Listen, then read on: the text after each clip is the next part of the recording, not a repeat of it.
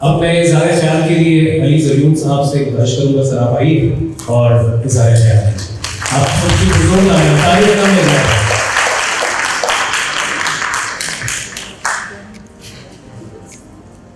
بسم اللہ الرحمن الرحیم۔ شکریہ سندرا، تمام تشریف لائے۔ کوئی تاخیر تو کچھ بائی سے تاخیر بھی تھا، میں یونیورسٹی میں تھا۔ سدرا سے جو تخلیقی ملاقات ہے اس کو زیادہ آسان نہیں ہوا۔ ان کی کتاب مجھے 3 دن بیشتر مجھے ملی اور ان سے ملاقات ہوئی، تو اس کتاب کا جو نام ہے وہ مجھے بہت پسند آیا۔ عام طور پہ شاعری کی کتابیں، نثر کی کتابیں کسی نہ کسی دعوے پہ آتی ہیں، ان ناموں میں کوئی نہ کوئی دعویٰ ملتا ہے، یہ کر لیا، یہ کر لوں گا، ایسا ہو گیا، ایسا ہو جائے گا۔ سدرا بہت عاجزی کے ساتھ ہے، ہر وہ آغاز جو عاجزی کے ساتھ اور شکر کے ساتھ ہوتا ہے ہمارا اس کو اور ہم مجموعی طور پہ بہت خوش رویوں کا شکار ہو چکے ہیں۔ ہم لوگ سراہنا بھول چکے ہیں، ہم لوگوں کو جیتنے کا فن بھول چکے ہیں۔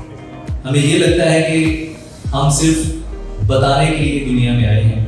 بہت کم لوگ ہیں کہ جو اس خشکی سے بچے ہوئے، تو ایسے رویوں کی خشکی میں میرا خیال ہے کہ کچھ بھیگے الفاظ ہی ہو سکتے تھے کہ جو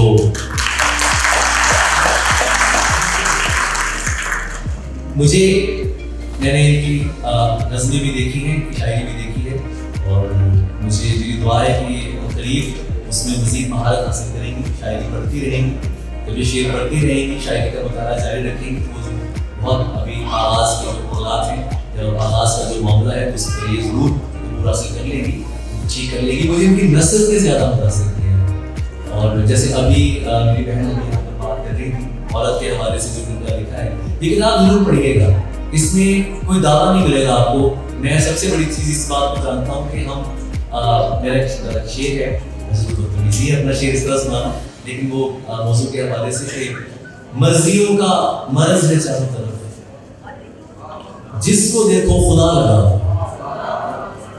تو ہمیں انسان ہونے کی ضرورت ہے، ہمیں بندگی سیکھنے کی ضرورت ہے، اور سدرا کریم نے بہت محبت کے ساتھ اور بہت سلوک کے ساتھ اس بندگی کو، اس عاجزی کو اور عرفان ذات کے حوالے سے اس پہچان کو کچھ بھیگے الفاظ کی صورت میں ہمارے سامنے پیش کیا ہے۔